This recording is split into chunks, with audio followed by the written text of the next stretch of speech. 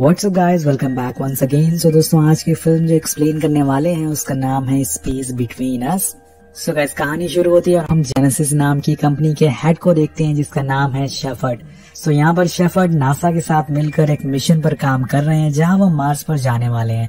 वो अपनी स्पीच में बताते हैं कि मैं मार्स पर जाना चाहता हूँ, लेकिन वहाँ बस विजिट करने नहीं जाना चाहता, मैं वहाँ पर कॉलोनी बनाना चाहता हूँ जहाँ इंसानियत की नई शुरुआत हो सके, क्योंकि धीरे धीरे हमारी पृथ्वी बर्बाद हो रही है और इसकी वजह भी हम इंसान ही हैं। अब इसके बाद वो अपनी एक एस्ट्रोनॉट टीम को प्रेजेंट करते हैं जो मार्स पर लैंड करने के लिए तैयार है। उन सभी एस्ट्रोनॉट से कुछ सवाल पूछे जाते हैं जिसमें सारा नाम की एस्ट्रोनॉट बहुत ही अच्छे से सभी का जवाब देती है और इसके कुछ देर बाद सभी लोग अपने शटल में बैठ जाते हैं और फिर शुरू होती है 3, 2, 1 बूम।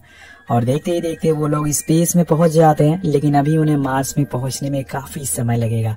अब इसके बाद हम 2 महीने बाद का समय देखते हैं जहां पर जेनेसिस कंपनी को पता चलता है कि उनकी एक सारा नाम की एस्ट्रोनॉट प्रेग्नेंट है और ये सुन के सारे लोग बहुत ही घबरा जाते हैं और कुछ ऑफिशियल कहते हैं कि हमें मिशन यहीं खत्म कर देना चाहिए, लेकिन कंपनी के ओनर शेफर्ड का कहना था कि हमें ये मिशन जारी रखना चाहिए, क्योंकि अगर ये बात दुनिया में फैल गई तो हमें बहुत ही बड़ा नुकसान होगा और फिर कोई भी इन्वेस्टर हमारी कंपनी में इन्वेस्ट नहीं करेगा और ये हमारे लिए एक सबसे बड़ी अपॉर्चुनिटी है। कि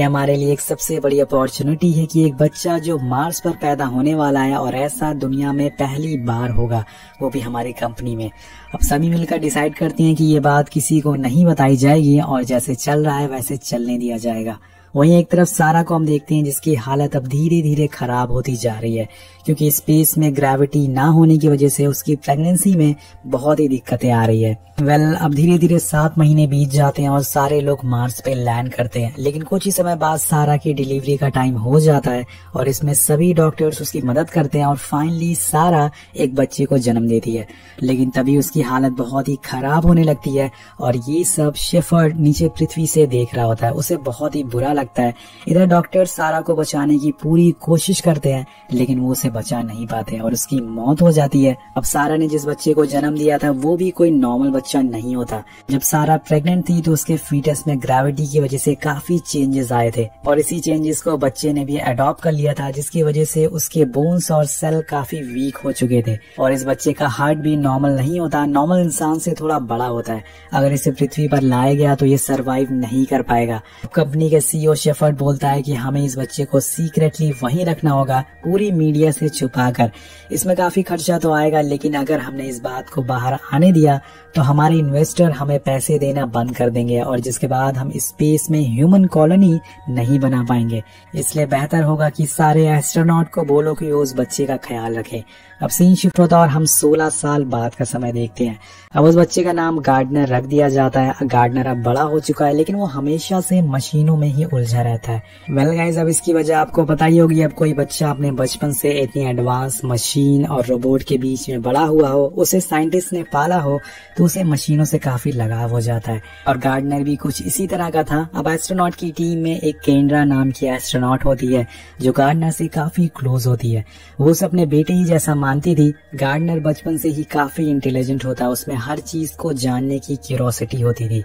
वो हमेशा खुद की खोज में लगा रहता था। उसकी मॉम कहाँ से आई है और कौन थी ये जानने में वो हमेशा बिजी रहता था। अब एक दिन वो चुपके से लॉकर रूम में घुस जाता है और जहाँ उसे अपनी माँ सारा का भी लॉकर मिलता है, जिसके बाद वो उसके अंदर रखी सारी चीजों को अपने रूम में लेके आता है, जिसमें उसे अपनी माँ की एक रिंग मिलती है जो वो पहन लेता है और साथ साथ में उसे एक पेन ड्राइव भी मिलती है जिसमें कुछ फोटोज और वीडियोस होती हैं। और एक वीडियो में गार्डनर देखता है कि सारा एक आदमी के साथ है और वो समझ जाता है कि ये कोई और नहीं बल्कि उसके डैड है और ये देखकर वो रोने लगता है। अब वो अपने डैड को किसी भी हालत में ढूंढना चाहता है, उनसे मिलना चाहता है। अब इसके बाद हम एक टल्सा नाम की लड़की को देखते हैं जो अर्थ पर रहती है और गार्डनर कई महीनों से उसे चैट पर बातें कर रहा है। उसे नहीं पता होता कि गार्डनर मार्स से उसे बातें कर रहा है। टल्सा अपने बारे में काफी चीजें गार्डनर को बताती है, जैसे कि वो एक बिंदास तरह की लड़की है और हमेशा से खुश रहना चाहती है। वो अपने सारे सपनों को पूरा करना चाहती है ताकि जब वो बूढ़ी हो जाए तो उसे किसी बात का गम ना रहे। वो ये भी बताती है कि उसका इस दुनिया में कोई नहीं है और वो एक ऑर्फनेज में रहती है और कुछ दिन में वो एक नई फैमिली के साथ शिफ्ट होने जा रही है। वहीं दूसरी तरफ गार्डनर भी अपने सपनों के बारे में उसे बताता है, जिसमें वो कहता है कि वो अभी अपनी मंजिल की तलाश में है, लेकिन उसे एक बीमारी है जिसकी वजह से वो घर से बाहर नहीं निकल सकता। अगर वो घर से बाहर गया तो उसकी तबीयत खराब हो जाएगी।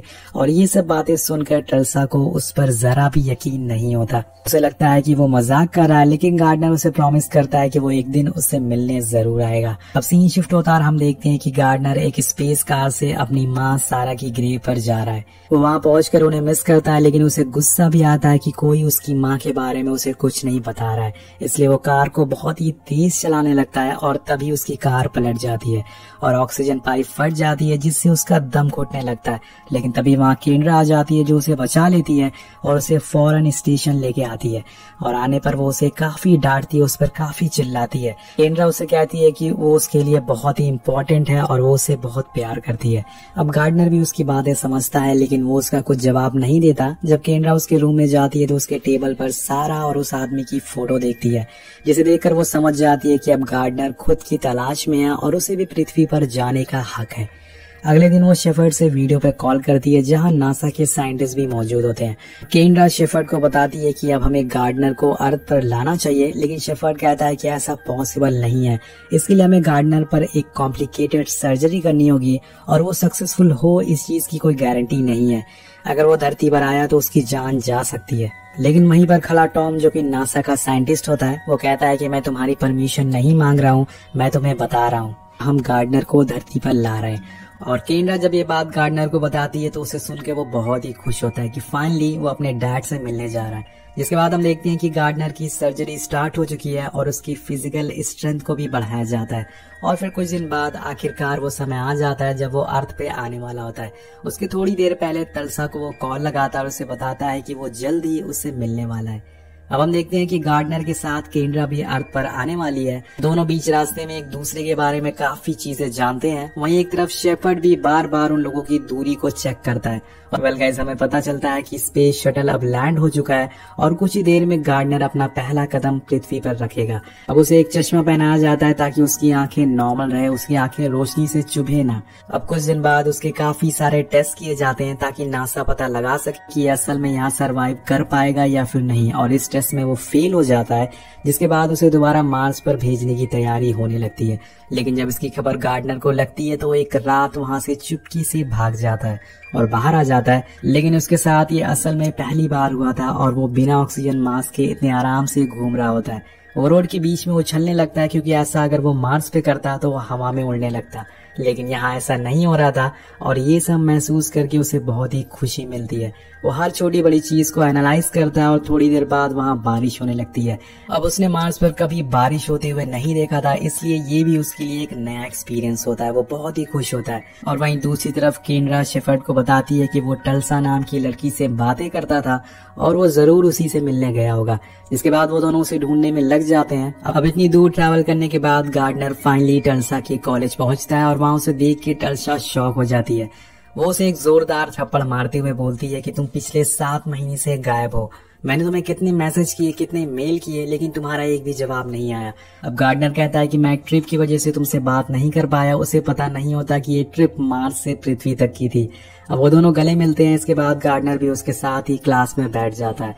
अब क्लास खत्म होने के बाद टल्सा उसे पूछती है कि तुम असल में कहाँ से आए हो।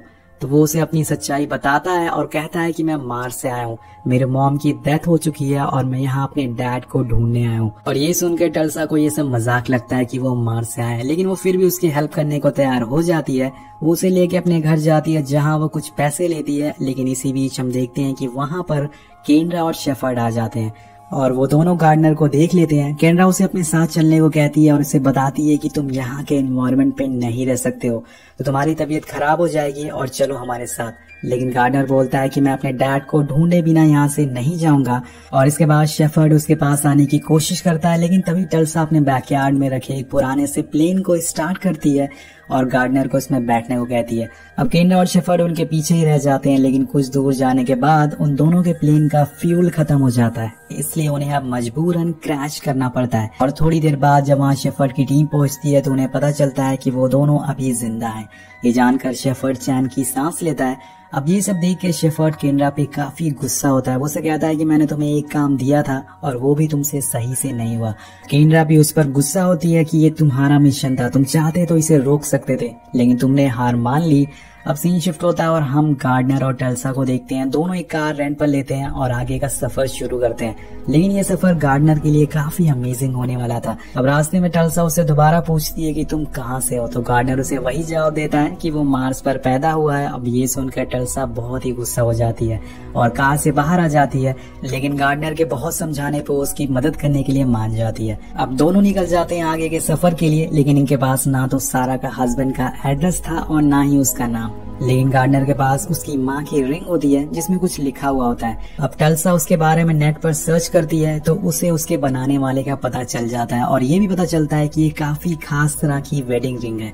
अब ये दोनों उस आदमी के एड्रेस पर निकल जाते हैं जिसका नाम शमन नेका होता है। वहीं दूसरी तरफ केंद्रा को डॉक्टर का कॉल आता है जिसमें उसे बताया जाता है कि गार्डनर की ब्लड रिपोर्ट नेगेटिव आई है और उसका हार्ट आम लोगों की तरह नहीं है और अगर जल्द से जल्द उसे ग्रेविटी से दूर नहीं ले जाया गया तो वो ज्यादा टाइम तक जिंदा नहीं रह पाएगा।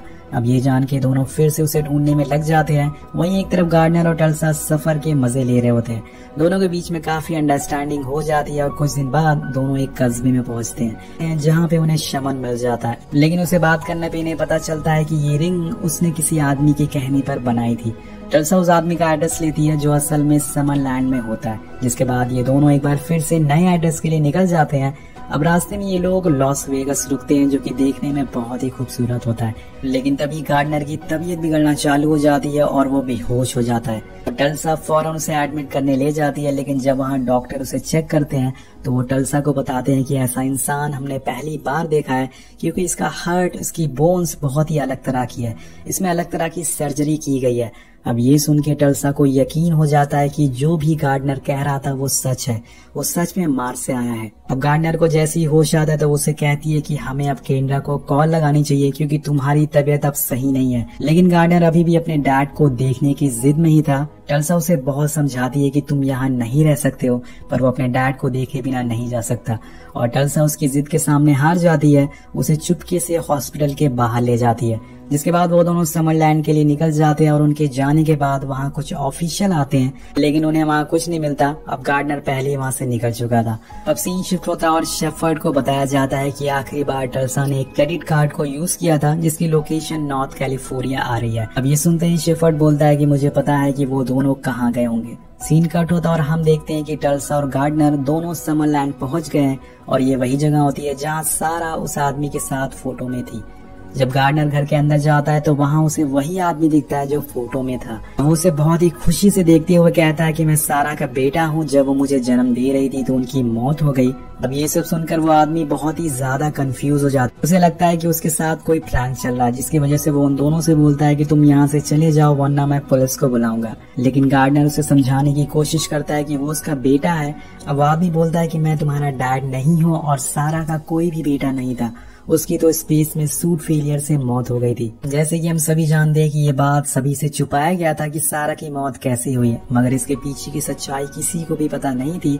अब ये सुनकर गार्डनर पूरी तरह से टूट जाता है और भागते हुए समुद्र के पास चला जाता है। लेकिन टल्सा अभी भी वहीं थी। वो उस आदमी से गुस्से में आके कहती है कि तुम्हें पता भी है क्या ये कहाँ से आया, ये मार्स से तुम्हें ढूंढता हुआ यहाँ आया है, तुम उसे क्यों नहीं बोलते थे कि तुम ही उसके डैड हो। तो वो आदमी बोलता है कि तुम ये क्या बोल रही हो, ऐसा कुछ नहीं है, मैं सारा का हस्बैंड नहीं बल्कि उसका भाई हूँ। और ये सुन के टल्सा हैरान हो जाती है। वो भागते हुए गार्डनर के पास जाती है और उसे बताती है कि वो तुम्हारे डैड नहीं बल्कि तुम्हारे अंकल हैं।